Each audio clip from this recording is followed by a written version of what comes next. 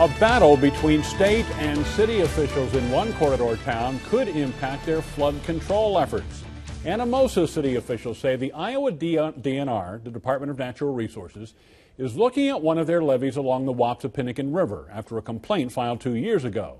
The city wants to keep it, but that decision is up to the DNR. Fox 28 News reporter Marissa Scott shares the city's main concern. Marissa?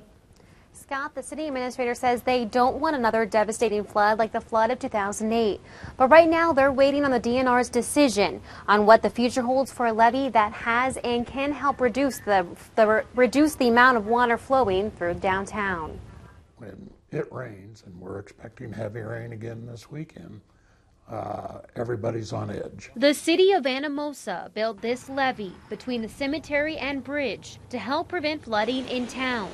But after one complaint, the city says they don't know if it could be here next year. His complaint is that he doesn't want the levee, claiming it will cause backup of water onto his property. This levee is not on the river.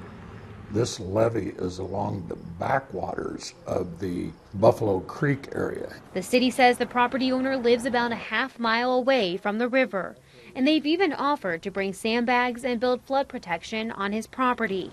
But the city doesn't get to make the decision on whether the levee, which sits on city property, stays or goes. The problem is the flood mapping for the city is all approximate. There's no detail to it. The DNR is currently working with a consultant to draw out a flood map to see if the levee can stay. If we can get this model refined to the point where we have characterized the floodplain, then we can know, into the future what can be done. The DNR says the city didn't file a permit for the levee, but the city says they did, and even went above and beyond on taking a required engineer study. And it's because of things like this levee that lessen the impact. And when the city owns the backwater area and then we're told we can't protect the community, or that we may have to take part of the levee down or all of it down, that goes against our grain. The city has spent more than $57,000 on the levee and say it's frustrating waiting on the DNR's decision. Their argument is, besides providing flood protection, it'll cost even more money to take it down.